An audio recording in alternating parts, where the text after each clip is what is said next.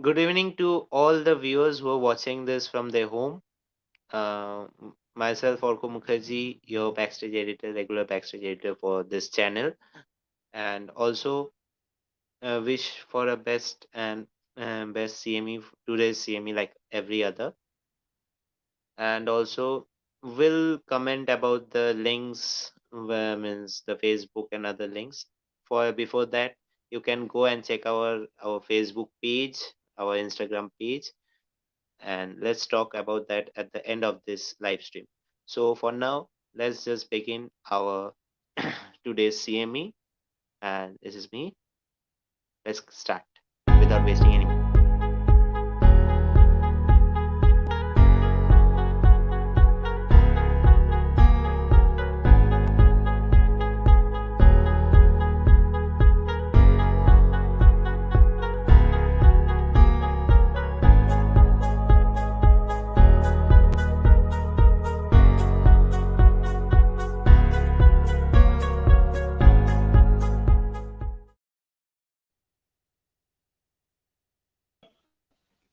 Good evening, everybody. We are on the 16th episode of our online CME, and Happy New Year on behalf of Alumni Association NIH.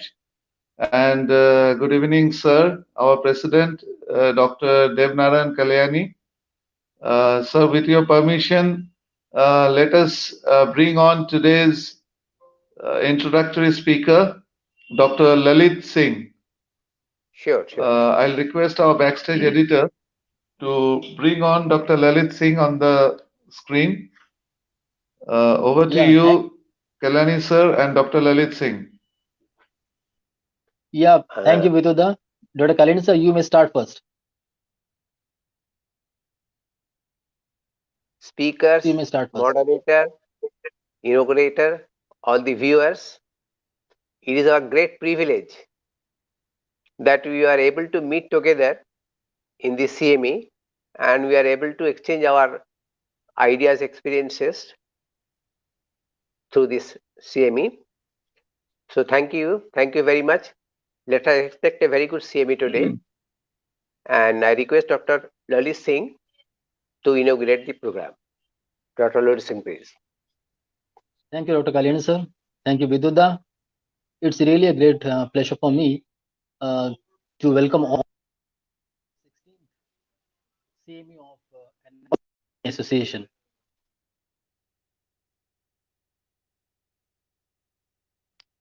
And sir, all Sir, those who are yeah. constantly working, all those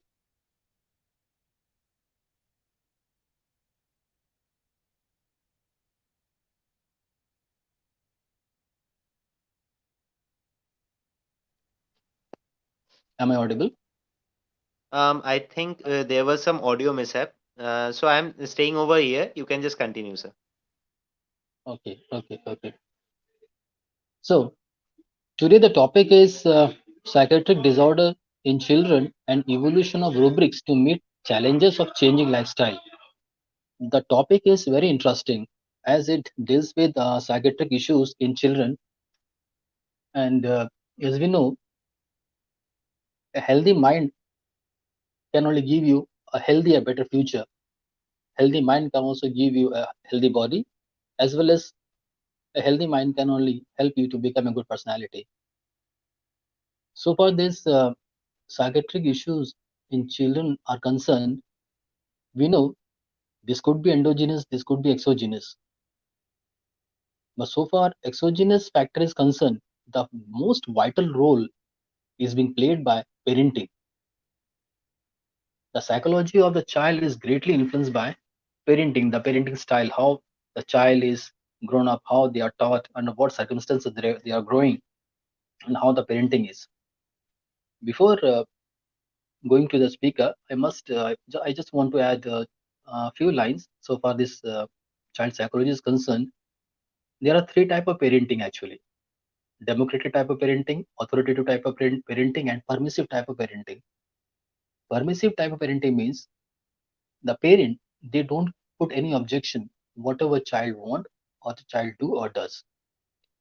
वो जो भी demand करेगा immediately उसका demand fulfil कर दिया जाएगा, whether is dancing in the home, littering around, breaking things, there is no objection from the parent side. These kind of children in future become dependent, entirely dependent on someone. They can never become a responsible person, or if at all, then they will have to fight with themselves to become a responsible one. Because throughout their life, they never face no, they never listen no, they were accepted in every condition. So in future, as they grow up, they expect the same from the society, and when they don't get it, they become a loser, or they may enter into depression like condition. Second is authoritative kind of parenting. This is a type of parenting where the parents are very dominating in nature. They are very harsh, we can say very mechanical, never show any emotion to the child. They never appreciate their children whenever they do any good. Rather, they never miss any opportunity. Rather, they never miss any opportunity to punish them if they do anything wrong. Okay, so such children who grow up under such tense or stressful atmosphere, when either they become very meek, or uh, after a certain time or age they become rebellious. Okay, we can say anger disorder. This kind of children become either become weak, covered, or become very angry, and they are prone to anger disorder. The third kind of parenting is, which is a very perfect parenting, that is democratic type of parenting. Democratic type of parenting is that where the parents maintain balance in everything. When the child do something good, they appreciate, and when he does something wrong, they teach him in a proper way. So this is the best type of parenting, and the children, those who grow up under democratic parent, they become very responsible and successful person in society. Then, uh, without taking much time, because we are here to listen from our eminent speaker, today we have among us two eminent speaker, Dr. Animesh Mukherjee, in charge Donipolo Homeopathic Dispensary, Itanagar, and Dr. Amit Shahani, lecturer, Department Repertory, RBTS Government Homeopathic Medical College Hospital, Muzaffarpur, Bihar. So for Dr. Mukherjee's concern, I just once met him when I went to Itanagar for a lecture on cancer. Dr. Mukherjee is a very nice gentleman, very popular as a physician in at Itanagar. So I'm here to learn from his experience about the psychiatric disorder in children. And second, Dr. Amit Sahani. What I understand, Dr. Sahani must be taking the repertorial part or the rubric part of the child psychiatric disorder, as he is the lecturer in the Department of Repertory. So we all are very eager to learn something useful from his side, which can help all of us to improve our practice and for a better understanding of child psychology. So without taking much time, I think we must switch over to our eminent speaker and let us listen from them. Thank you. Thank you very much. Thanks to all of you. Happy New Year. Thank you, sir. And so let me bring up on screen again Kalyani sir and Dr. Vidut Mukherjee. Over to you to first introduce Uh, our moderator. Thank you, Dr. Lalit. And we have with us another stalwart from NIH. Today, I think the best person to introduce our moderator tonight is our President, Dr. Debnaran Kalyani. Over to you, Kalyani, sir, for introducing Sisi, sir. We are really, I was just telling, we are really very lucky and very, very glad by getting Shishir, Dr. Shishir Kumar Singh, as a moderator of the CME. Really thankful, all of us are thankful to Shishir. He is a very, very dynamic, potential person, clear minded, and he has given many things. He is helping NIH like anything, and all along. Any help, if you want from him, within a minute, he will get it. So anyway, he is having many qualities. The purpose of keeping someone from NIH always is NIH must know what alumni are doing in the name of alumni association. This is our desire. as because the CME was started by the inspiration of Union Minister Ayush, Secretary and Joint Secretary. Their inspiration encouraged us to start this CME. So NIH must be part and parcel of these alumni programs, especially educative programs, thought exchanges, experiences. Always NIH must know. That is why we are expecting someone from NIH working from the departments, whether he is alumni or not alumni matters little, because all the teachers of NIH, past, present and future, they are the parents of alumni. So all of them are very much respectable person to all the alumni. Thank you, Sisi, for coming to us and listen to us and share your experiences and your suggestions. Thank you very much. Thank you so much, sir. Thank you so much, sir. Sir, it's a great honor to me, sir. Actually, आप जैसे senior person जब हम लोग को इतने प्यार से बोलते हैं तो बहुत अच्छा फील होता है सर. और yes, alumni of NIH is really doing a great job.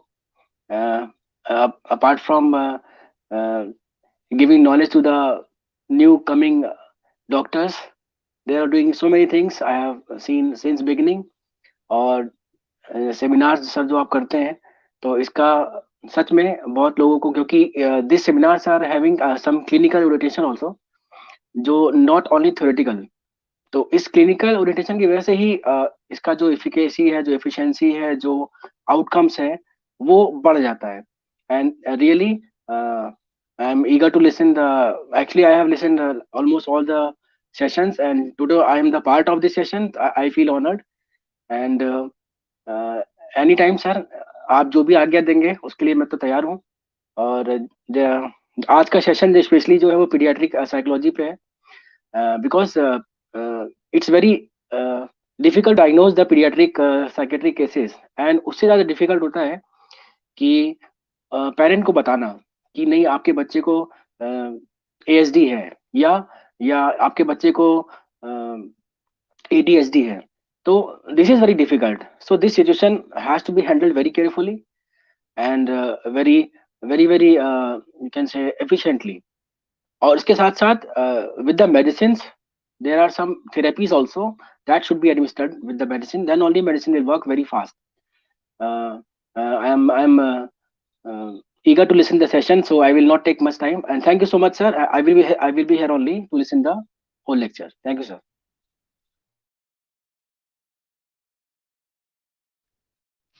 Thank you, sir. Also, so let's bring up our first speaker, Dr. Amit Sahi, sir, on screen.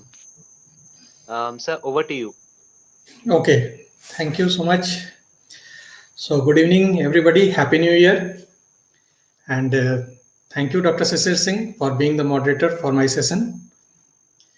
It's like a homecoming for me to be amongst you all. I would like to thank or offer my pranam to Dr. Kalyani sir. And I thank Dr. Vidyut Mukherjee for organizing such events on a regular basis. My greetings to Dr. Lalit Singh and Dr. Animesh Mukherjee, who are also present with us. So, and I welcome all the audience present with us.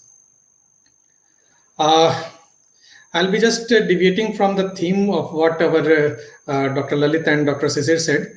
I'll be talking on the aspects of the the pediatric disorders. The psychological aspects and other things. My topic was initially I had decided to speak on the evolution of the rubrics.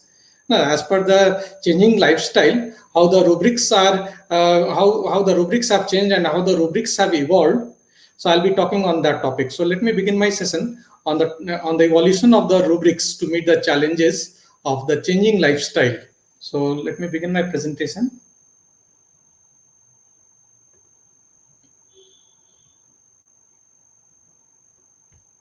Sir, please share your screen also.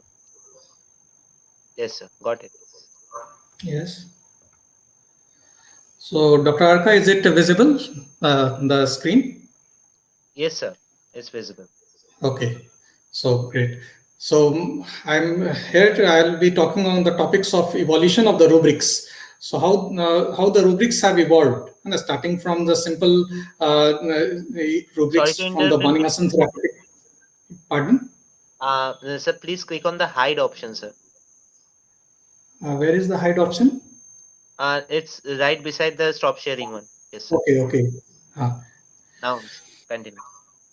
Okay. So how the rubrics have evolved from the limited number of the rubrics in the therapeutic pocketbook to the number that has evolved, grown, and how it has what are the reasons, what are the influences upon the evolution of the rubrics. I'll be talking on that. So let me begin my presentations.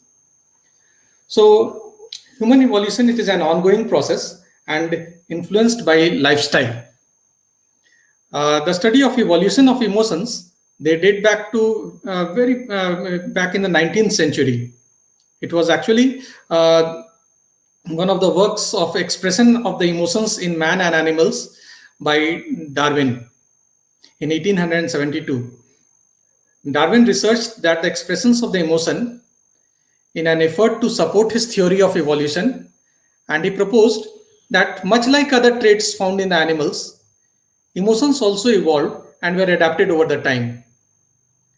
His work looked at not only the facial expressions in the animal and specifically humans, but attempted to point out parallels between the behaviors in human and other animals. So that was one of the initial works that Darwin tried to attempt, and he tried to find a link between the emotions and the physical adaptations of the human body. Now, with the human evolutions, we have this habit of thinking in comparison of past, present, and future. The way we talk about the evolution conveys the idea that we have reached the finish line and have evolved as much as ever will. Now, that is one of the follies, we will say, of us to think that we have reached the ultimate. Now, Darwin also wrote one book in The Origin of the Species, that endless forms are most beautiful. It has evolved over the period of time, and human beings have bettered themselves to the stage we are in today. Lifestyle changes, they have an impact on the overall process of the human body. Mental and physical health are equally affected by the lifestyle. And as I said, it is very foolish of us to think that we have reached the ultimate, and we fail to realize that it is an ongoing process. We are in the process of being evolved, and we will continue to remain in this process.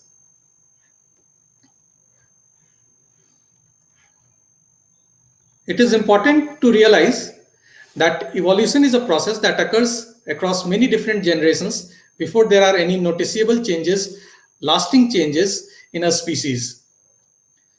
Scientists have long thought that the rate with which mutations occur in the genome does not depend on the lifestyle factors only. However, it has been proved over the time that lifestyle factors do play an important role in the process of evolution. If evolution ho raha hai, then definitely we are getting influenced by by this lifestyle factors. It is not only the genomic mutations that are only responsible. And moreover, we as humans, we are still evolving. Recent studies have found that evidences of the DNA changes that occurred in the last few thousand years, which helps highlight how lifestyle changes can influence our evolution process.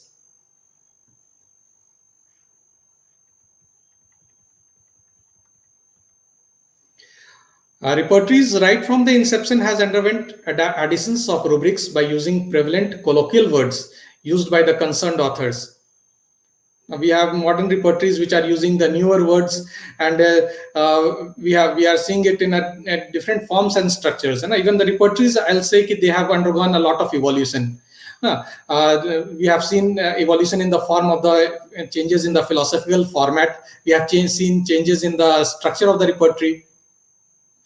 Upgradation on the Kantian philosophy and construction is one important transformation that we have witnessed in the past 2 decades. Improvisation, we have seen it in the form of addition of new rubrics and addition of new medicines under the existing rubrics. This transformation seems justified, as with the evolution of mankind, the expression of the symptomatology has also changed. and which has been adjusted in the repertorial format, and if we wish to incorporate a repertory in our practice.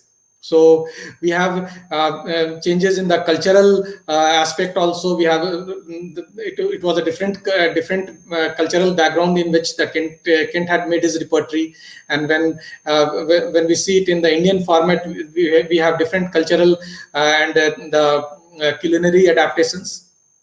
So we need to understand that the repertory has also to change to adapt to the different circumstances of the case. Now, with subsequent development and passage of time and lifestyle, words are changing. Now we are not only using the colloquial words, we are using the more common words in the repertory. At the same time, personality are also getting modified. Some recent repertories, they have tried to incorporate the new rubrics by adding new rubrics or by adding medicines in the existing rubrics. With increased number of medicines in the existing rubrics, we find that the meaning are also getting changed. So the rubrics, I'll say they are becoming wider. They are incorporating more of the circumstances of the life under them, and then of course we have sub rubrics under them, which marks out to be more specific. So now we are talking of the lifestyle behaviors and how they are affecting the evolution, the cultural aspect, the physical aspect, everything, how these lifestyle behaviors, they are affecting us as a whole. The lifestyle behaviors that are usually cited as being involved in the etiology of the lifestyle diseases are basically poor diet, lack of physical activity, cigarette smoking, and increasingly excess drinking and taking of illegal drugs. So they are some of the negative impact of modernization, we can say, and has seen with rises in the case of addiction, which can be seen as these cases of addiction, which I say they are an impact of modernization. So it brings out an internal restlessness. And man has associated himself with, in the course of modernization, this restlessness has become a part of man in the course of modernization. So this internal restlessness, it will seek an outlet, and it is seen in the different forms of the behavior, which were not prevalent in the Kentian era when the repertory was made. So this comes up with new and different behavior patterns, which needs to be understood for framing the true picture of the disease, because we need to understand the man in the disease.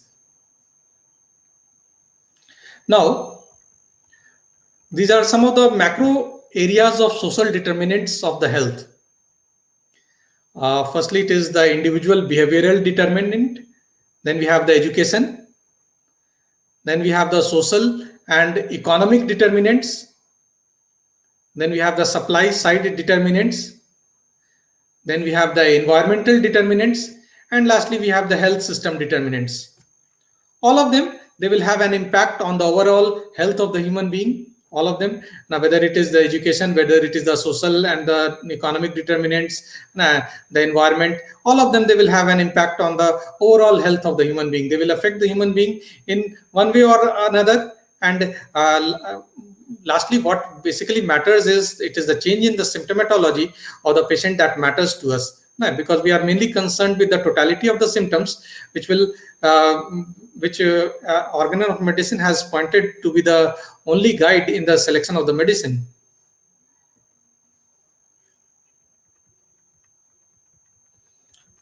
So the future of the medical care,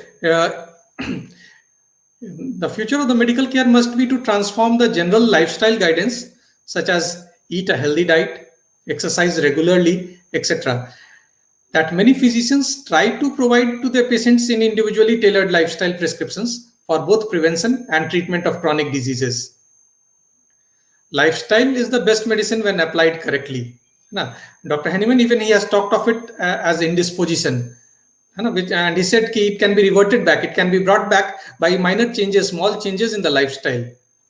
And he has also said they do not require medications. It is useless to prescribe medications for such indispositions. They can be brought back to their original conditions. They can be corrected by small changes in the lifestyle alone. So it is the lifestyle transformations, the coming back to the healthy diet, incorporating exercise and other things, or basically we can say removing the maintaining circumstances, removing the maintaining circumstances in the lifestyle of the individual that affects his health. It needs to be taken care of so that we can at the best try to remove these indispositions and bring the patient back to his normal healthy self. Furthermore, we find evidence of this in the article by Dr. Hahnemann himself. In one of his articles, Are the Obstacles to Certainty and Simplicity in Practical Medicine Insurmountable? This is an article in 1797. This gives us some insight into the realm of the disease involving lifestyle. So it was one of the articles of Dr. Hahnemann, and we get an idea, we get an insight of how the lifestyle changes, they can bring about the disease. Then we have Dr. Hahnemann again in his lesser writings. He has said that affected by dietetic rules alone, which if simple are not to be despised. This is one of the lines from the lesser writing on page 312. Then again in page 313, he gives an example of the treatment of the scurvy. And he writes how deeply rooted scurvy can be cured by warm clothing, dry country air, moderate exercise, change of old salted meat for that of freshly killed, along with sauerkraut, cresses, such as like vegetables, and brisk beer for drink. What would be the use of medicine in such a case? To mask the good effects produced by the changes of the diet. Scurvy is produced by a system of diet opposite to this. Therefore, it may be cured by a dietetic course, the reverse of that which produced it. So this is yet another paragraph from the lesser writing from page number 313. And today at this point, we know what is the cause of the scurvy and how it can be reverted back to the healthy condition.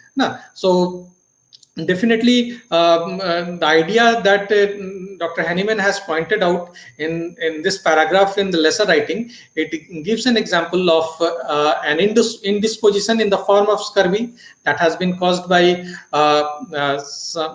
these dietary elements, and it can be definitely countered or brought back to the original condition by a proper diet.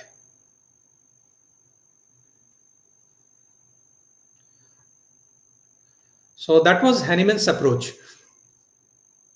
and we get an idea of it once again from Organon of Medicine, or aphorism 5, where he says, useful to the physician in assisting him to cure are the particulars of the most probable exciting cause of the acute disease, as also the most significant points in the whole history of the chronic disease, to enable him to discover its fundamental cause, which is generally due to a chronic miasm. So the exciting causes, the fundamental causes, and then then he has also described the accessory circumstances. The accessory circumstances, his lifestyle, his social conditions, his family conditions, and the different parameters of this accessory circumstances.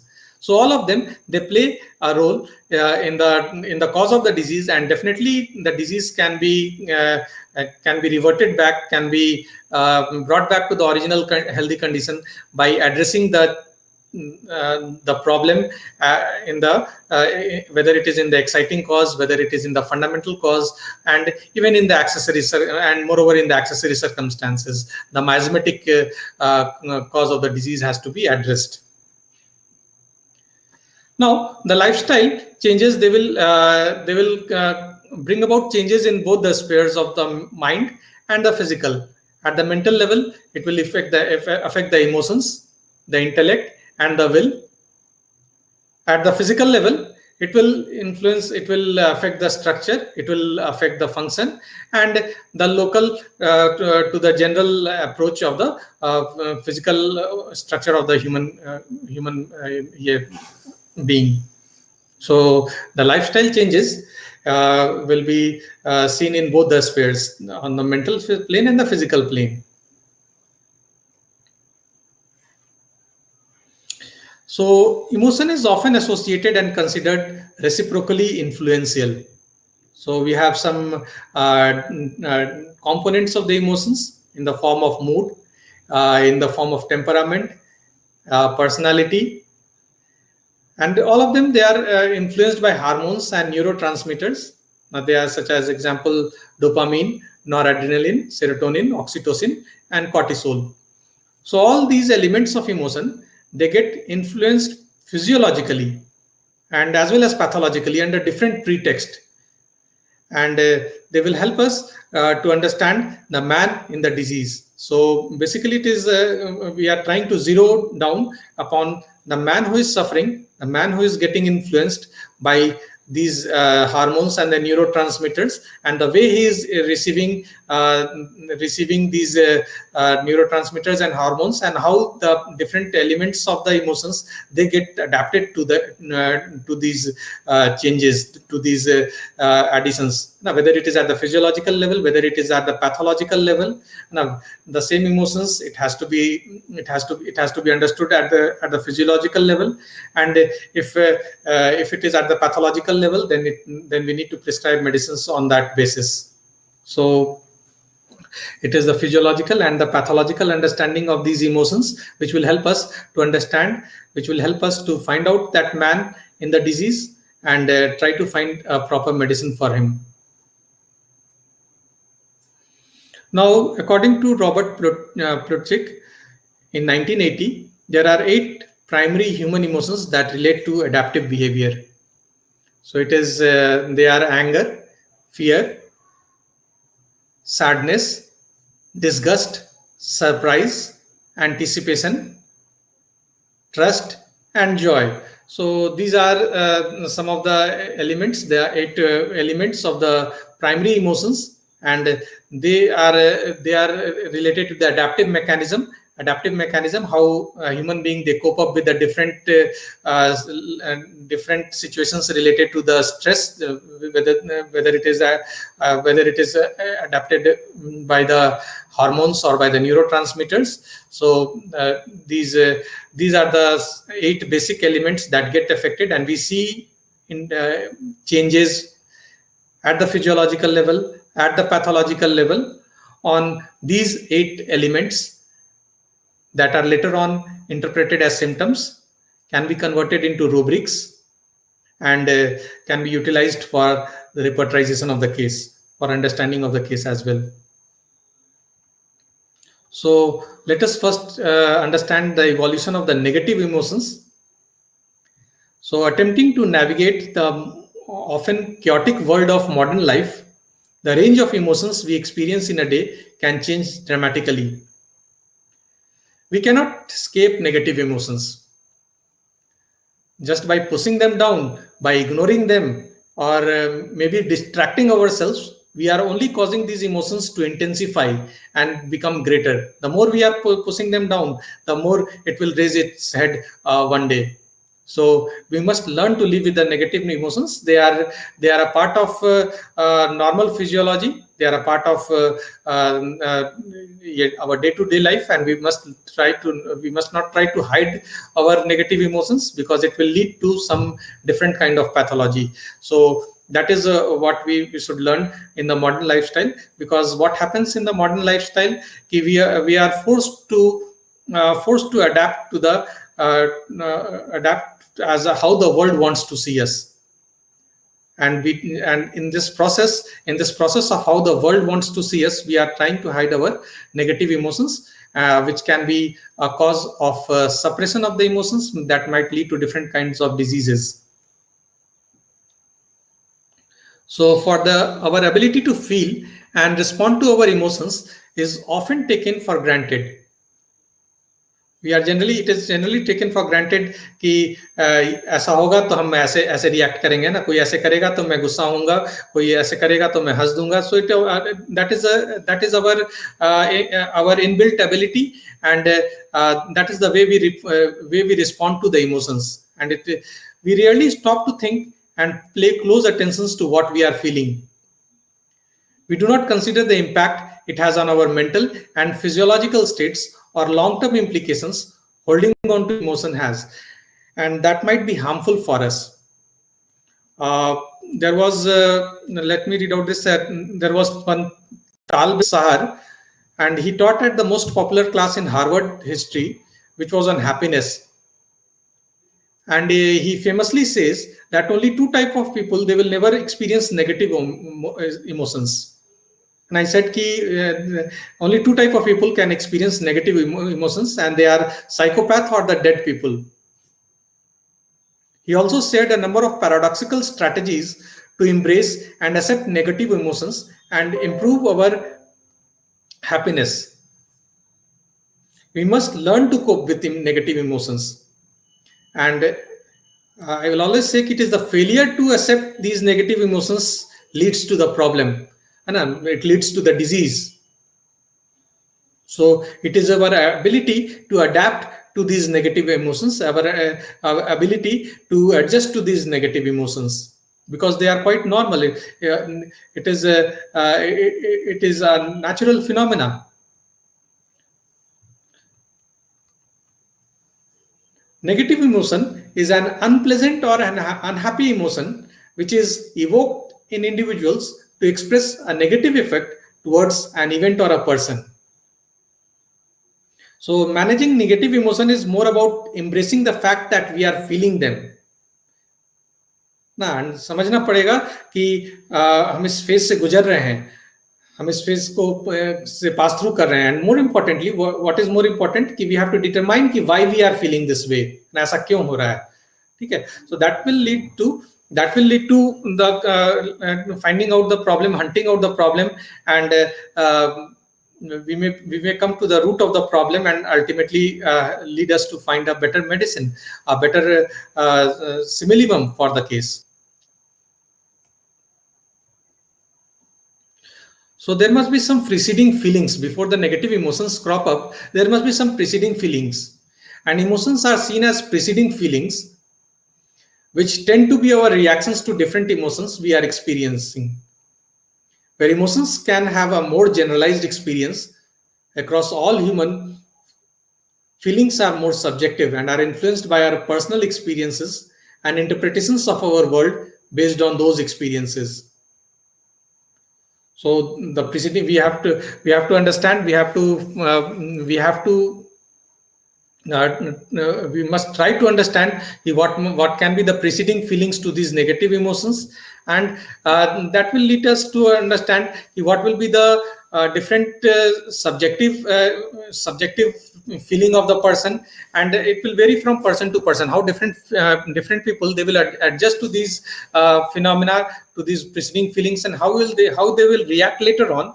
It will vary from person to person, and it is quite an individual thing. It is quite individual that one person may just experience anger, or the other person may experience rage. So they are different levels of the same emotions, and it is quite determined individually. So negative emotions, they are completely normal. Increased and continued excitability changes these negative emotions, this negativity, into the pathological state. As I told you, suppressing these emotions, failure to adapt to these negative emotions, they will turn about this physiological state into a pathological state. So moreover, it should be like that. An idea should be to always to be in a positive emotional state. So as it can cause always trying to be in a positive emotional state, that can also cause some serious problem, and it can also worsen the experience of going through the negative emotions. So we must not encourage the patients. We must not encourage ourselves to always try to be in positive emotions. We must realize that these negative emotions, they are also a part and parcel of our lives, and we must realize it instead of accepting it as a physiological phenomena, and let it not pass into the pathological phenomena. So if we try to always be in a positive emotional state and hide these negative emotions, so that is the initiation of the negativity. That is the initiation of the negative journey in the pathology of the disease, in the pathophysiology of the disease. If we fail to understand, if we fail to adapt to this negativity, and that is the initiation of the negativity in the disease phenomena. So we can call it as a negativity journey. Now, how a mere anguish, it can turn into anger, it can turn into anxiety, it can turn into fear and internal restlessness. So it is a journey of the negativity. The more we try to fail to understand this, fail to adjust to these negative emotions, the more we fail to adapt to these negative emotions, the more we will proceed on deep into this negativity journey. So instead of proceeding forward in this negative journey, we must encourage to be in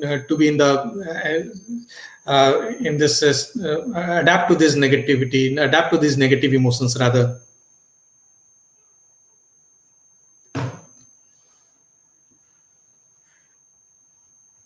So as it is told in this slide, if you struggle with anxiety, this mind trick will change your lifestyle.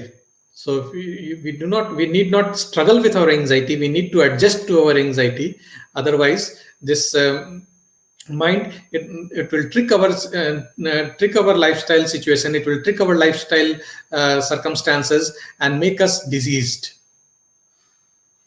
So instead of struggling with anxiety, we need to cope with anxiety. So that is the message that has been provided through this slide. Now, one of the major impact of the lifestyle changes in the present era is to hide the negative emotions. So that is the impact of modernizations. ना लोग क्या कहेंगे ये सोच करके we try to hide our negative emotions. One of the biggest drawback of modernization has been that it has taught us to fake ourselves. We present a fake individuality to the outside world. We pretend, try to hide our emotions, and this hiding of emotions can create a big problem. It's like bottling up of your emotions. Now we don't need to bottle up our emotions, close our emotions. We need to open up. Now, so whether it is bottling of your anger and a bottling of your sadness, grief, or frustration, all of this can lead to physical stress on the body. The effect is same. Now, whether it is anger or sadness or maybe grief or frustration, the effect is the same on the human body. And even if the core emotion differs, we know that it can affect the blood pressure, it can affect the memory, it can affect the self-esteem. So we see the suppression at the mental level being transformed into the physical level. So it is the concept of the totality. It is the concept of the totality of the symptoms. So instead of hiding, instead of bottling up of the emotions, bottling of the emotions can create a lot of problem, and this is what is happening in the present era. We are meeting with the fake emotions. We are meeting with fake personality, because that is how the individual tries to present himself to the society.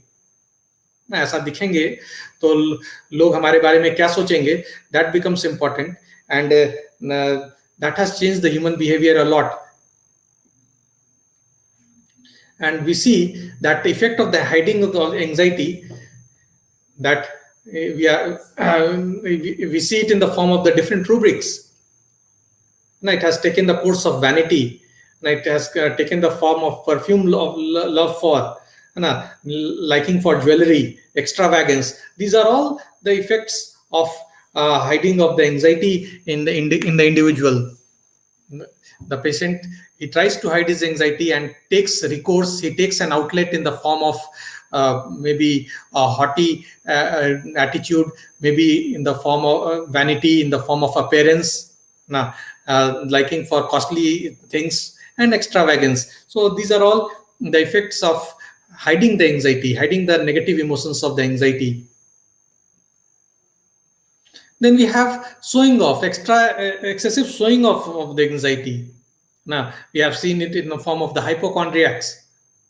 So this outlet of showing off the excessive of the anxiety can also lead to disease conditions, or a starting of the disease process in the form of debauchery, in the form of alcoholism, in the form of libertinism. And we have rubrics related to these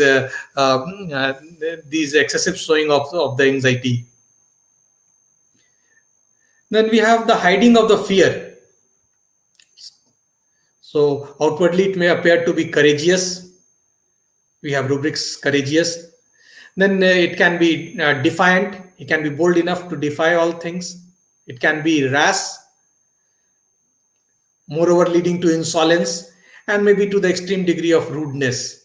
So that is the effect, that is the psychological effect of hiding the fear. So instead of accepting the fear, understanding his own fear, the patient may outwardly appear, pretend to be courageous.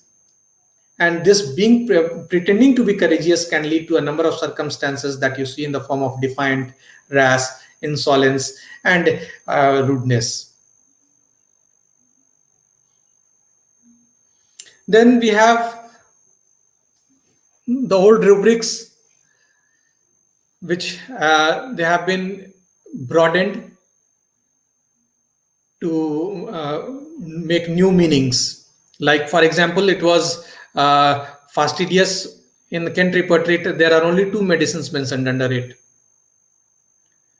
And the initial meaning of fastidious, or the Kentian fastidious, was related to the appearance and related to the appearance of the individual, the cleanliness, maybe also the cleanliness, and the other things were incorporated. But later on, in the synthesis repertory, this 9.1 edition, it has 77 medicines in the synthesis repertory. So the meaning that we see it in the radar software, that is in the fastidious, is hard to please. Hard to please. So initially, the Kentian fastidious was only related to the appearance, to a personality, which is very hard to please, very difficult to please. So खुश कर पाना, satisfy कर पाना बहुत ही difficult है. So that is the definition of fastidious, and it incorporates right now 77 medicines. So that is also a form of evolution in a feature that the definition has been broadened. The definition has been is made broad to incorporate a new meaning. And this new meaning incorporates a lot of other medicines. So we have a lot of other rubrics like this now from the Kentian format, which lesser number of medicines were there. And later on in the synthesis repertory and other newer repertories, complete repertory and other repertories, lot of other medicines have been incorporated. Now we tried to contact the authors also, and they also tried to express the definition in a newer way, and that is why that justifies the addition of the new medicines, that justifies the addition of newer medicines, more medicines to the existing rubrics. Then we have addition of rubrics at different levels. Now, whether it is at the rubrics level, maybe at the sub-rubrics level also. So we have rubrics in the form of mother complex, in the form of mother fixation. We have ophidius complex. Then we have domination. Similarly, the nature love, it made way for gardening desire. Now it made way for driving. So these are all the evolution of the rubrics. They are all very closely related. They are all very closely related, but there is I'll say an iota of difference, a very fine difference between all of them. and each of them they call for a different medicine.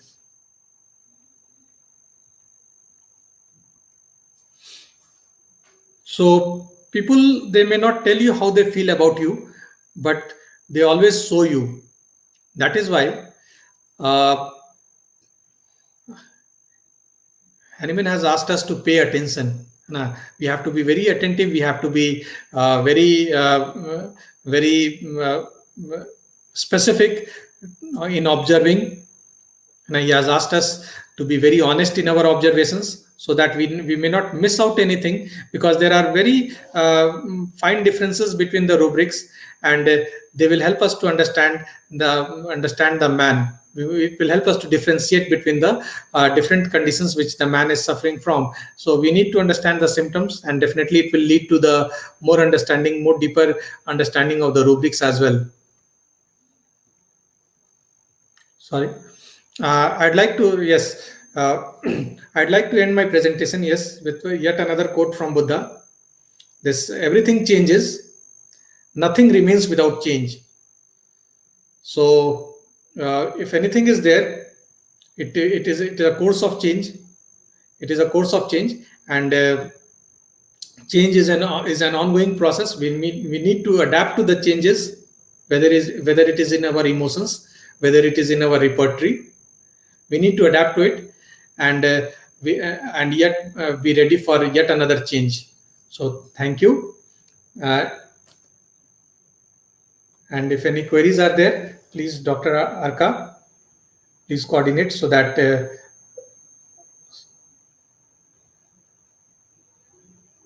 we can answer to the queries as well. So thank you.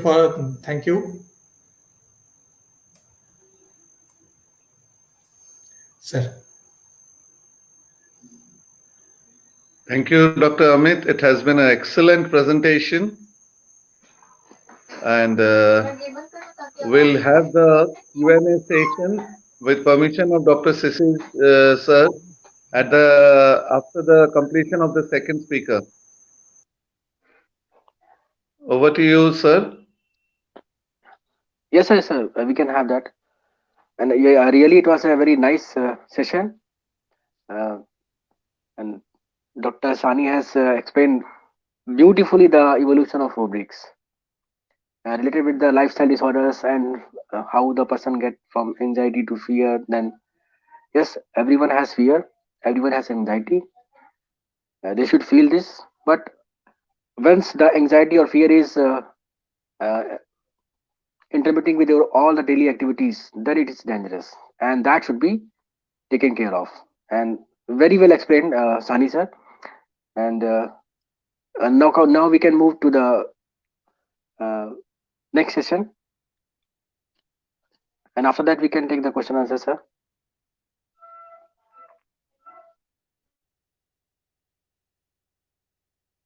Okay, so let's move on to our next session. Let's bring up on screen Dr. Animesh Mukherjee, sir.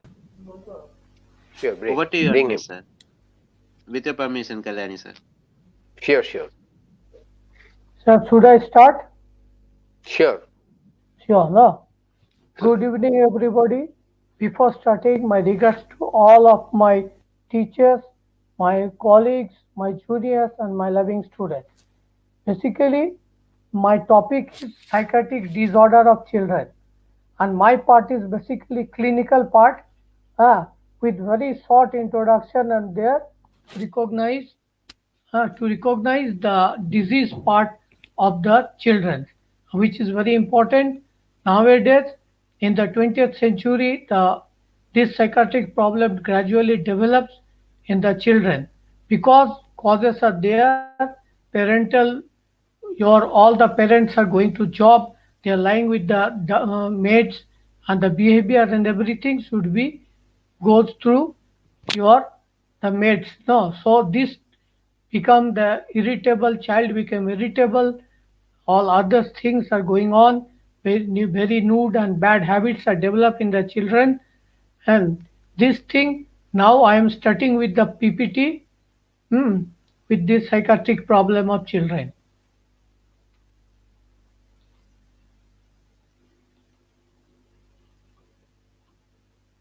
Sir, yes, okay, sir. Hmm. Just Okay. start with the PPT. Hmm. Please open the slideshow. Yes, right. So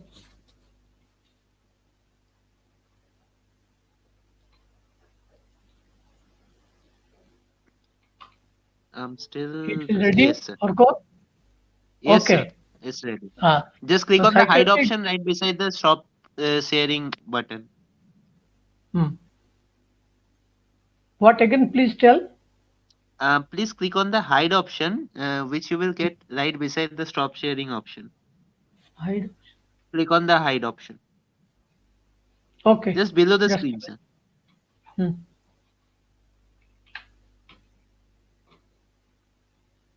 Just below the screen. Hmm. Yes, click on that. And now you can turn on the slideshow button.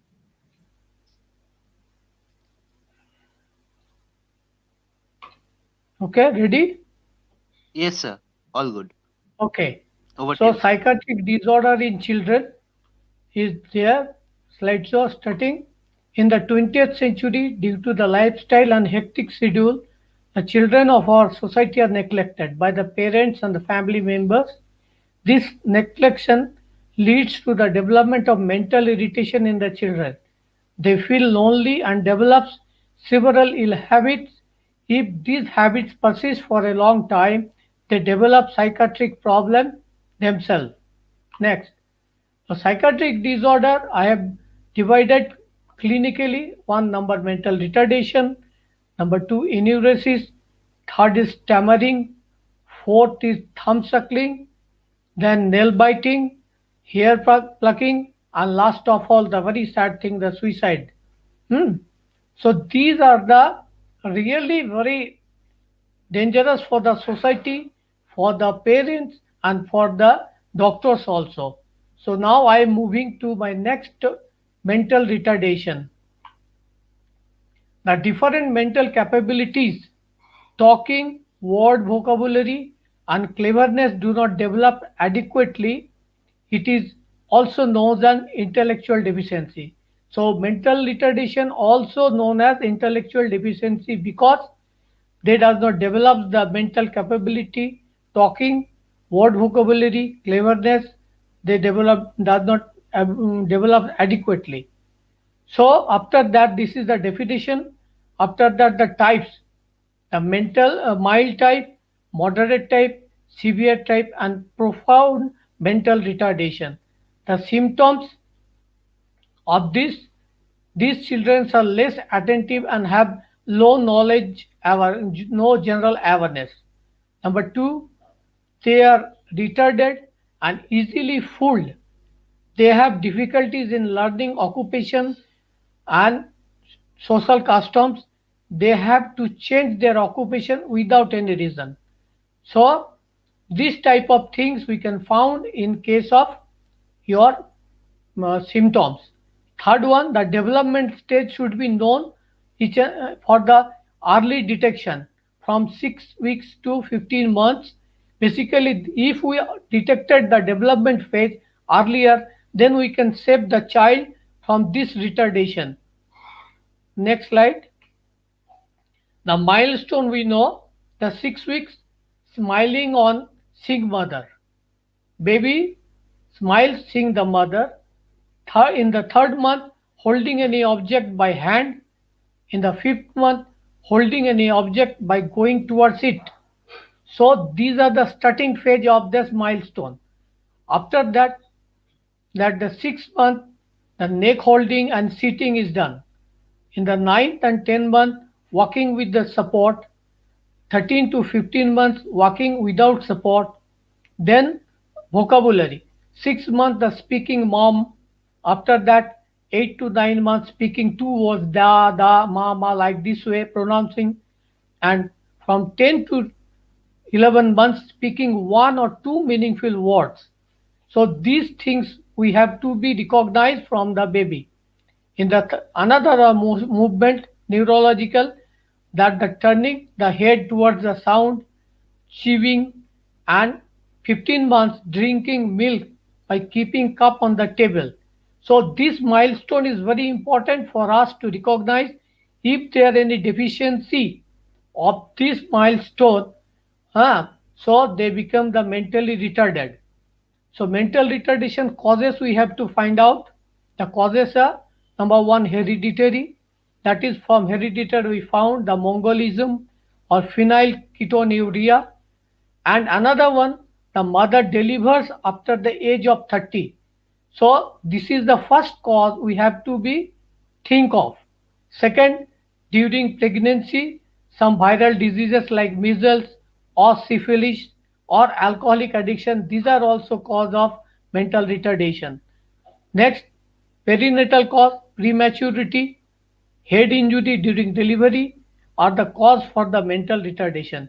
So, cause should be found the hereditary and the during pregnancy affection of the many disease like measles, syphilis, then perinatal cause, the prematurity or head injury during the delivery causes this mental retardation. Now shifting to next. So, shifting to next, the next topic is your types of enuresis. Second cause. So, I told the types of enuresis. The first of all, the primary enuresis, the child never the control over the bladder. This is the first. It severes from the age to age, and now the secondary, the child develops control over the bladder for the first year, and then develops the types of disorder called secondary. Basically, when the baby develops the secondary enuresis, previously he was stopped get the bladder control, but again few days they develop this type of disorder. This is known as secondary illnesses.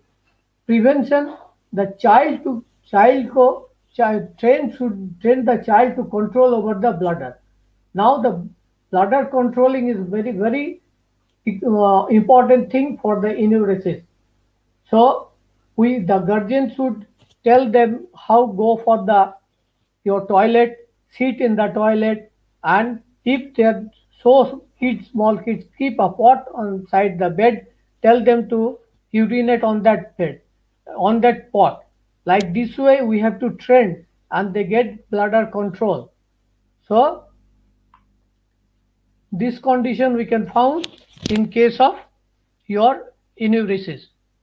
Next, a very important thing is stammering. Speaking is a complex process we know. It, its perfection depends on some area of the brain, hearing, speaking apparatus, intelligence, and emotional component. So this thing your helps in the talking of us. The obstruction in speech and tone of, of the speech is called stammering. Basically, obstruction in the speech and tone called stammering. This starts at the age of 12 and found maximum in 2 and 3, 5 and 7 years age group. The boys are more prone to the stammering. The causes of stammering is the emotional, unpeaceful family, criticism from the parents, teachers, mental retardation, cleft palate, tongue tie, head injury, high grade of fever. These are the causes of stammering develops in the individual. So group of stammering, next slide. The group of stammering, according to the cause, nervous, emotional, or habitual. This condition develops stammering. According to the duration in which person hesitates or repeats the word without being concerned. So according to the duration, the person hesitates or repeats the word without being concerned. Like they used to tell, suppose calling to me, they will call Animus or Animus. This way they used to narrate. Next method stop hammering as repetition of consonant like that, starting like dad or dad, like this type of method they use for the stammering. Few ones have the vowel stuttering or prolongation use of consonant without repetition. So this type of things we can found in the stammering. So this we should have to be think. The stammering does not occur. One thing we have to remember: the stammering does not occur during reading or singing, or or the your that one the kids also when loving their pets and others. But when they come to stressful condition or unknown areas or meet to unknown person or stage performance, they used to stutter. No, this condition the stammering develops to the person. Next, very important is thumb suckling and nail biting. The newborn start sucking thumbs, but it is found 1 or 2 years of the life. Then the children leave the habit themselves. If these habits continue after second or third year, or starts later, this must be some causes which needed to be detected earlier as possible. So habit is found. These habits, the thumb suckling habits found in the nuclear family, girls are more affected. The complaint after that some thumb suckling habits, the complications are there: the tonsil, pain abdomen, worm infestation, dysentery. These are the condition, the complication of nail biting. So we have to protect the children from all these bad habits. Another one, the nail biting. This is type of habitual disorder or habit disorder which is found in the adolescents at every age. It affects all the members of the family. It is called daily childhood problem. Cause are there in cause the family problem, sibling rivalry, and harsh behavior. So these two things, no, nail biting is another one, and thumb suckling. These are very crucial thing for the babies. So we have to make notification for this thing. Another very important thing that the habits develops with the nail biting, thumb suckling, victims of disease. This disease, that means hair cannot control the urge of plucking the hair. The child develops this repeatedly and involuntarily. So how we can think that hair plucking is coming on? Indication first, the passing finger through the hair. Number one, unconsciously they are passing the finger through the hair, pulling hair with the hands and combing hair repeatedly. The plucking of hairs in tufts and either eat them or pull them out. Manifestation, it is found in all ages. However, children and adolescents are more prone to, specifically the women are more affected for the hair plucking. The cause, the psychological cause, the physical cause, the mental retardation, epilepsy. Psychological cause is that in the parent divorce, unpleasant behavior with the parents, and the physical cause, the injury or the scolded by the guardian, teachers, this son. And other the I told the mental retardation, epilepsy, high grade fever. These are helps causes the hair plucking of the patient. Now the last one, the suicidal tendency. Very peculiar thing for the children.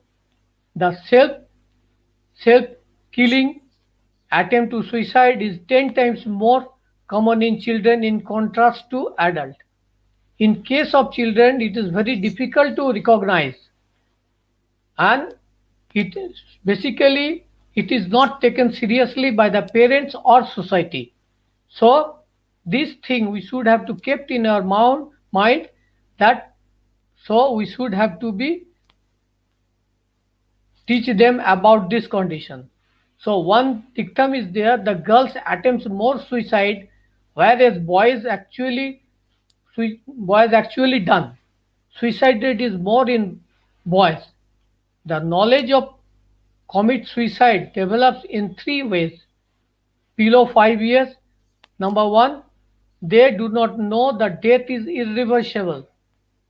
5 to 9 years, they give the humane form. They pretend like your suicide. 9 years and above think that death occurs due to the certain principle. The causes of suicidal tendency is the family due to the familial situation, socio culture. So the symptoms of the suicidal tendencies are as antisocial behavior like fighting, stealing, irritability, running away from homes. So this condition we can think in there. And these are found in the urban societies where the poverty is also there. After that, the Glaser divided the suicidal threats in the different categories. Number one, idea, the discussion, they discuss the possibility of suicide. Second one, the plan, they are planning it and comes to the near it, it can be noticed by the attention near one. This one is a very important area for the attentiveness of the guardians. The last third one is the threat. It is a serious behavior. So they used to threat that I will commit suicide. This one, no. And the fourth was attempt. This threat is very serious. They attempt to do suicide. So when this suicidal tendency or the attempt to suicide, the method used by poisoning, by hanging, by cutting throat, stabbing self, and jumping from the height. So these are the causes we can found in case of suicidal cause of the suicide in the children. So this condition we have to be kept properly in mind and save the children from this type of threats. Now, it is thank you. It is a very short discussion. I totally clinical. Whatever I gathered, I have done. So thank you for the patience hearing this short lecture. Thank you to all.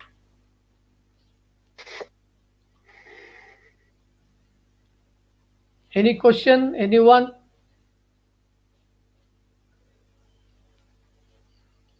Thank you, Animista, for your brief and on the time completion for your presentation. And thank you very much for such an interesting topic. We have a lot of questions, but before that, yeah, we'd like to bring up our moderator today, Dr. Shishir sir, to sum up, and he will take up the questions. And our backstage editor will be placing the questions on the screen. Okay. Thank you, Vidya sir. Yes, sir. The session was really nice, and both the sessions, I can say, Dr. Amit Sani has also taken up the care of timing as well as the presentation, plus the slides and the content. All the things are very well managed, and definitely we all got essence. And some of the things, the questions has been asked about the evolution and something that we will take later. But the session was very nice. And Mukherjee sir, Animesh sir, आपका जो that was fully clinically oriented things were presented, and I would like to say one suggestion only. In cases of mental health, when we are taking up any mental case, we can say, so we should go through the diagnostic criteria, and we should not diagnose on a first sitting only, that the parents are coming and we will say that your child is ADHD, because for diagnosing each and every case we have to go for at least 3 sittings, and as per the criteria only, there are some checklists, there are some guidelines has been given for all that.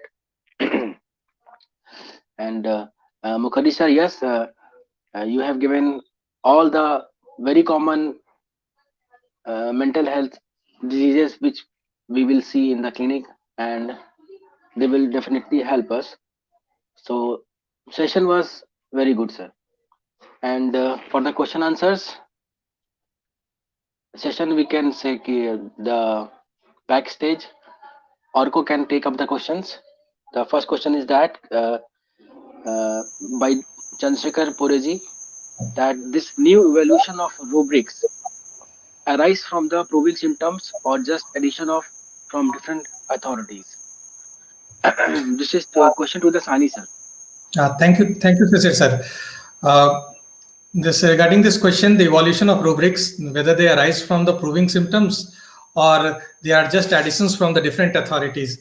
So I like to say these rubrics, they have evolved, they have been verified clinically, and they have been added from different authorities, and moreover they have been also correlated to the proving symptoms.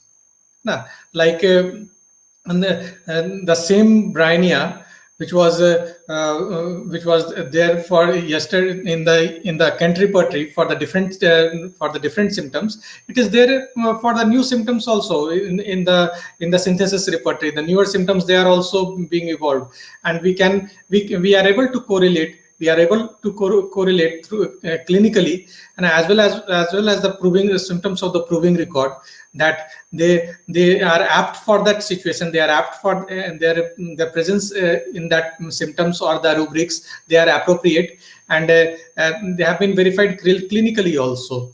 So definitely proving in many places the proving symptoms cannot come up, but definitely it has been added from the different authorities and verified clinically. So that is my answer. I hope that satisfies Dr. Pore.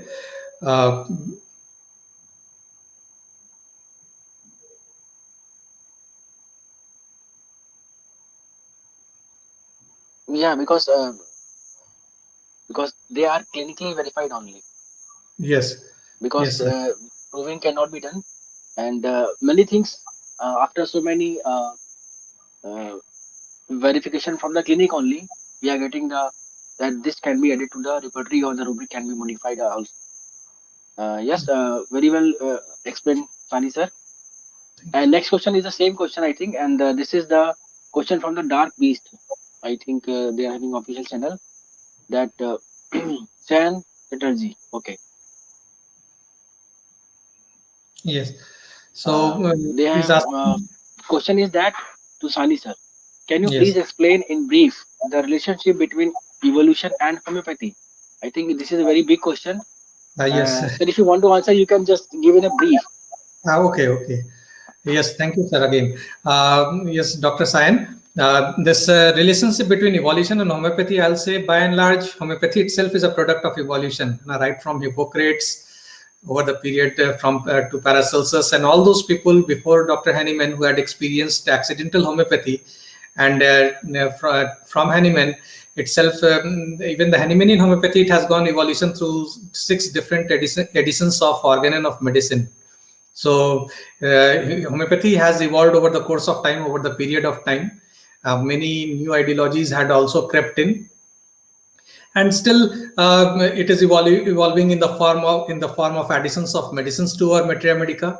And the 99 medicines of the Hahnemannian Materia Medica, it has evolved, it has grown up over more than 5,000 medicines as far the present the informations, the repertorial information shows. So definitely evolution and homeopathy, they are going hand in hand, and it is we are in the process of evolution. We are in the process of evolving homeopathy, and it is an ongoing process, as I said. So I hope Sayan, if you want to be more specific, you can ask some more specific queries, and I hope it is all right. So thank. Yes, Sani sir. Actually, this may take a few sessions to discuss about evolution of homeopathy, because we have to study about the history of homeopathy, then how homeopathy arises and what are the cause.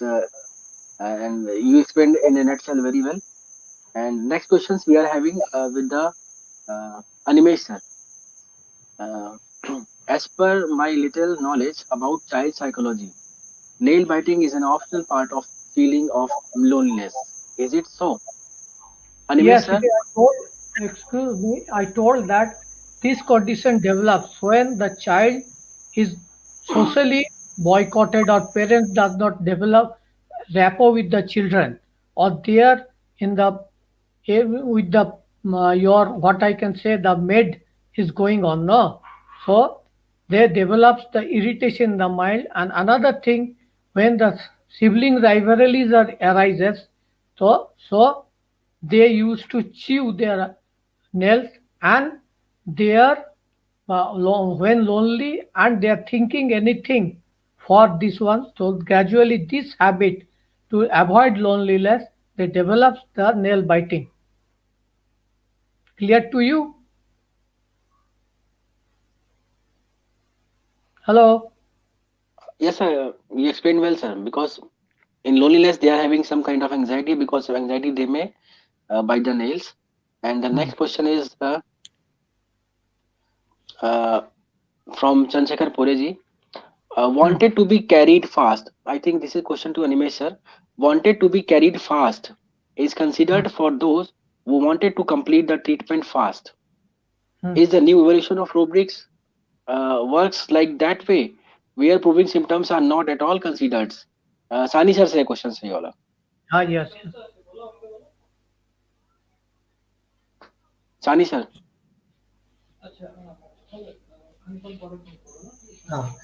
Wanted to be carried fast is considered for those who wanted to complete the treatment fast.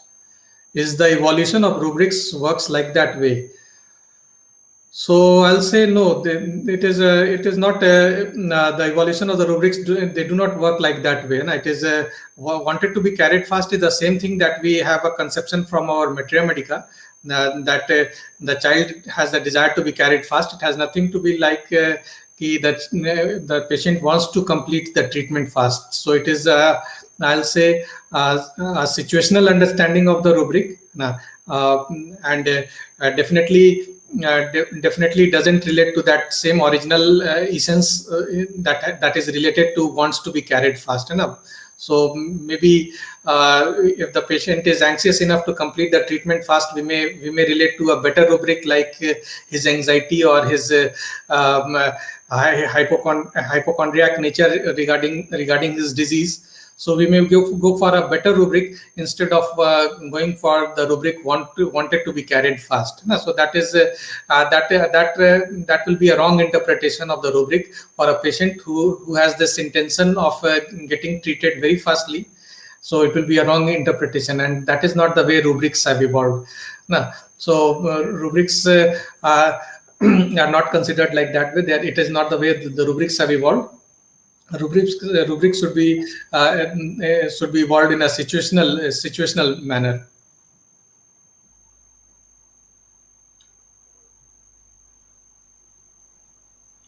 Yes, sir.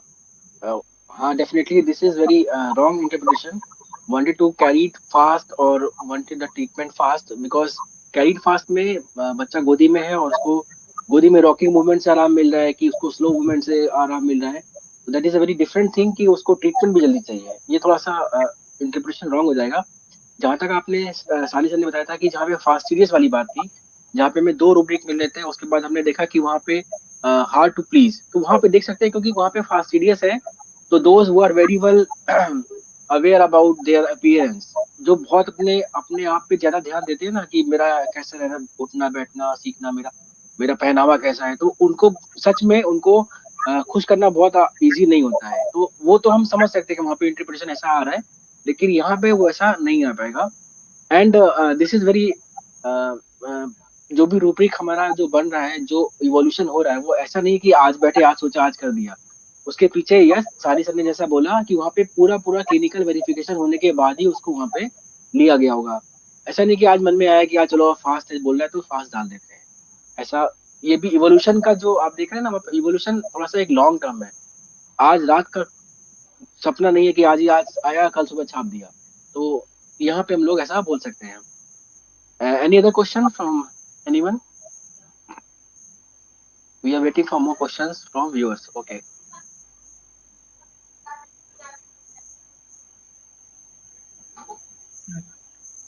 Any viewer want any kind of clarification or want to add something or? Sir, let's wait for 2 to 3 minutes, and afterwards Yeah. we will just continue on.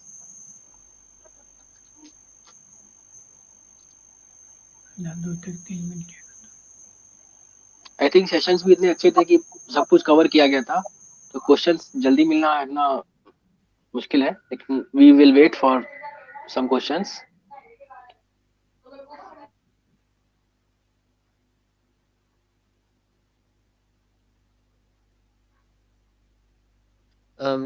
Any more questions will be appreciable. If you have any more question, can ask right now on live chat. We are going to have 2 more minutes for the question answer session.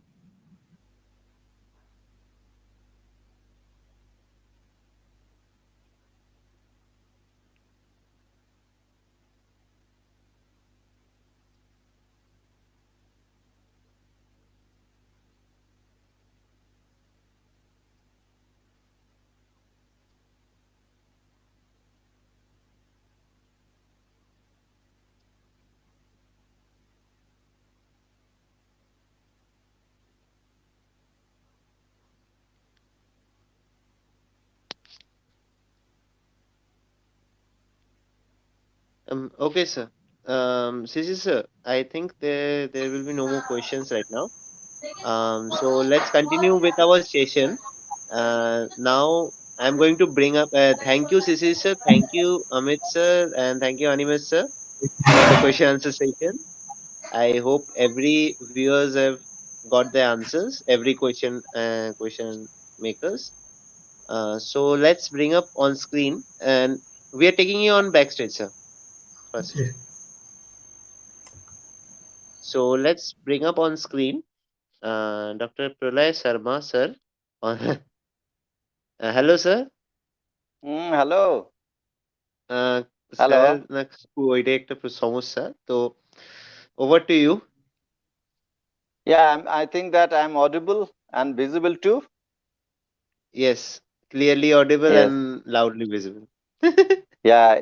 It was in fact a very wonderful evening today, and we have been in a seminar on psychiatric disorder in children, and we had with us Dr. Lalit, Dr. Shishir, and of course Dr. Animesh Mukherjee. You might be enjoying this winter in Arunachal Pradesh, and of course the Amit Sahani is a very good speaker. In fact, Dr. Shishir and Dr. Lalit are in our institution, in our mother institution. They are serving our institution like anything. Always been busy doing something good for the institution. In fact, and both of them are very good clinician too. And Animesh Da, as usual, he was our guardian, and still he happens to be guardian. And Amit is our student, and I was very happy to listen to him. In fact, it was a wonderful speech by Dr. Amit Sahani. As usual, what for I'm been called in every seminar, that is a prayer, that is an appeal to all the alumnus of our alumni association, that regarding the benevolent fund, that for around 1 year of time we are trying to generate some fund called as the benevolent fund.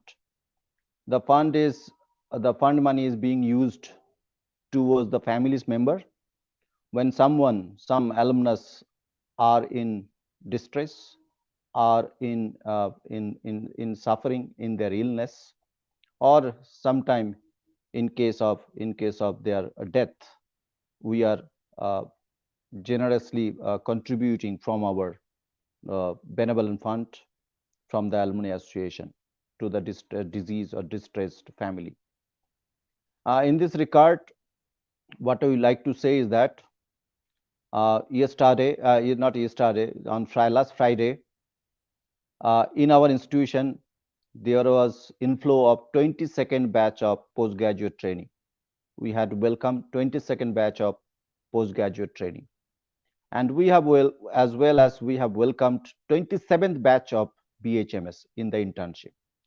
So 22nd batch doing post-graduation, 27th batch doing the internship in our institution. So you can imagine, you can understand that what is a large number of students we are having right now in our institution, in our alumni association. But all of them could not be accommodated in the WhatsApp group.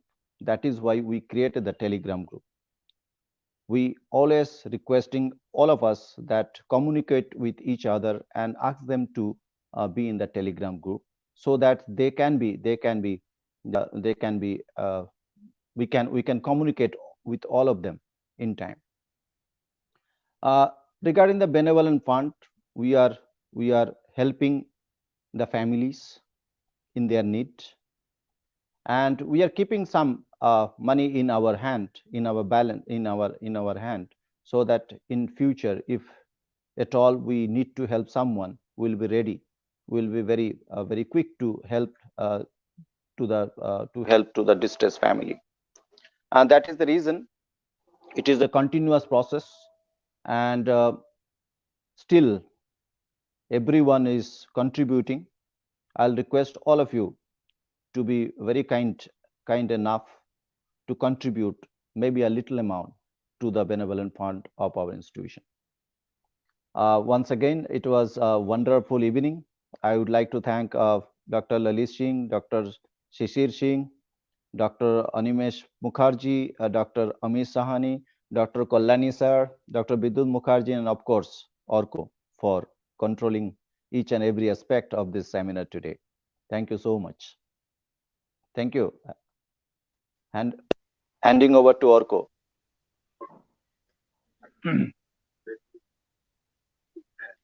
Thank you, Dr. Pralay, for your regular appeal, but we all are requesting every day in and day out to contribute to the benevolent fund.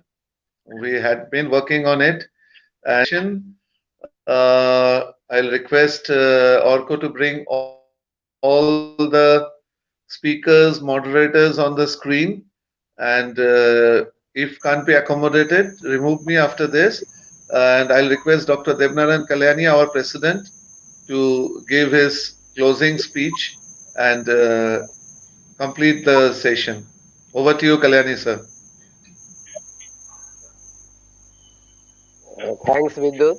Many thanks to Dr. Pralay Sharma for coming all the time. Dr. Lalit Singh, Dr. Shishir Kumar Singh for nicely moderating the session. Dr. Animesh Mukherjee, very nicely brief and to the point. And Dr. Amit Sahani, a new aspect. We should be alert of it. Thank you all the viewers. See, you must agree with me that homeopathy is surviving. Homeopathy as the second biggest channel of therapeutic system is surviving in the world for more than centuries. So it is confirmed that homeopathy is gradually evolving. Otherwise, how it could have been expanding from place to place. Natural evolution of homeopathy is continuing, it is confirmed. But we cannot be satisfied with this because a great responsibility has been given to our shoulders as we have been the alumnus of biggest international institute which is practically the biggest institute of the world. So the greatest responsibility to us is this evolution should be scientifically, steadily, and acceptability, scientificity should be very much appropriate, beyond queries. We must be very careful. For that reason, I must tell everybody that everyone please come forward, think new, try to contribute this system. As we are talking about the clinical experiences, how far it is important. See, if you will agree with me that proper proving has become a very difficult thing nowadays, because exact prover, which has been told by our master, is very difficult to collect and to conduct this proving. But the proving is continuing. We cannot completely depend on proving symptoms only, as previous history of homeopathy could not depend completely on provings. Many clinical symptoms has come forward. So whatever experience we'll achieve, that must be conveyed to others as we are getting new literatures from experience. But our responsibilities are that experience should be verified once, and after getting verification, that must be confirmed by many of us. Then automatically those experiences can be a confirmed homeopathic symptom, and which will help us a lot. And for the evolution, as we are talking about human civilization, adaptation, social circumstances, financial, political, all rather difficulties patients and we are supposed to face. Pictures are changing. Patient has become very fast. Patient has become more scientific. They are able to collect information in a very short time. So you must be very, very sincere to provide our experiences, and that must be very much scientific, moreover. As I was telling all through, that our experiences, we should try to keep it on documentation basis.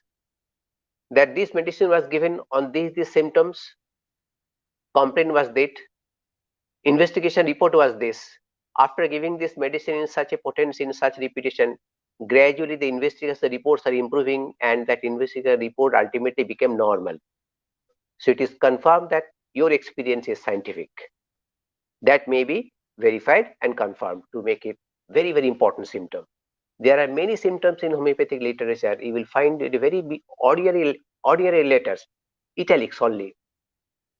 But in clinics, we find those symptoms are immensely important. Once you give it, the patient gives magical improvements.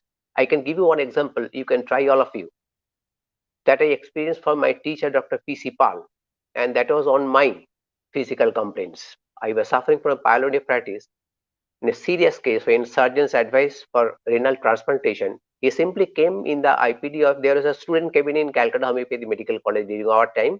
He came and asked me only one question. I was admitted under Dr. S.K. Dubey. But eventually he came to visit other patient, and he asked me, why you are here in student cabin? Then I was very much crying for the pain to get rid of my complaints. He simply asked me, what are the complaints? Then RMO told, these are the complaints. Having temperature more than 4 for 15-20 days, passing blood and pass through urine. Normal urine is not available, and reducing body weight day by day. Not able to eat anything. She simply asked me only one question. Did you had severing after or during your urination before your suffering? I was astonished. At that time, I was a student of 3rd year. I simply told yes. Then immediately he told, the RMO was Rothin. Rothin, give him Sarsaparilla 6 1 dose. And there was a magic. If I get time, I will tell you later on. That was a magic. I got improvement, and Sergeant Dr.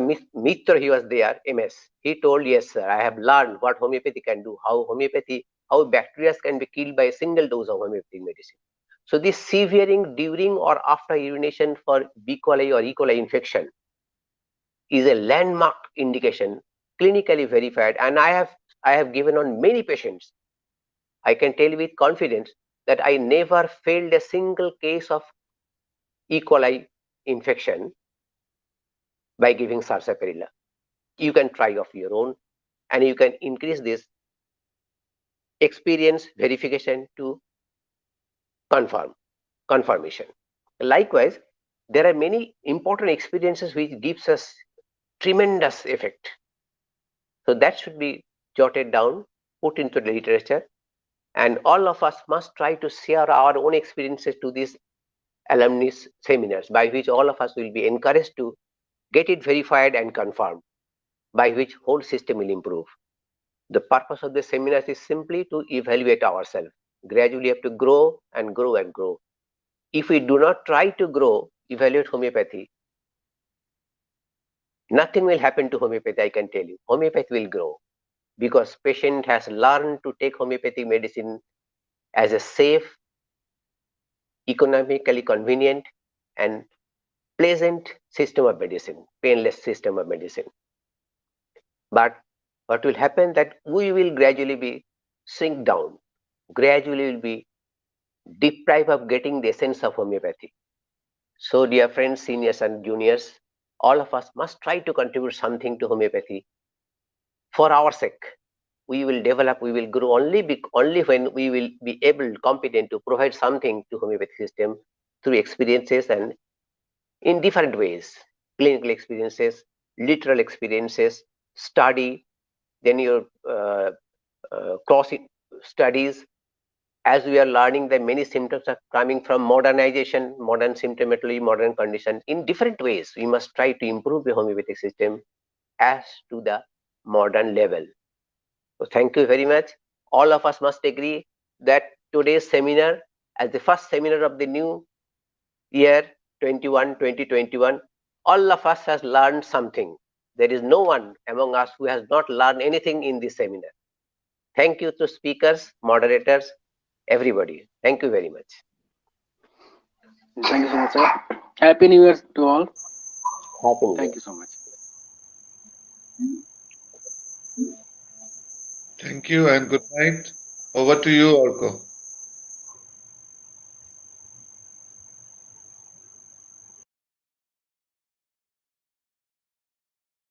Thank you to everyone who are watching this stream till this last end. And so it's now time for the main thing, which is what about the Instagram and the social media things. If you want to see many updates about new factors in NIH and everything else, you can just follow our Instagram and Twitter page.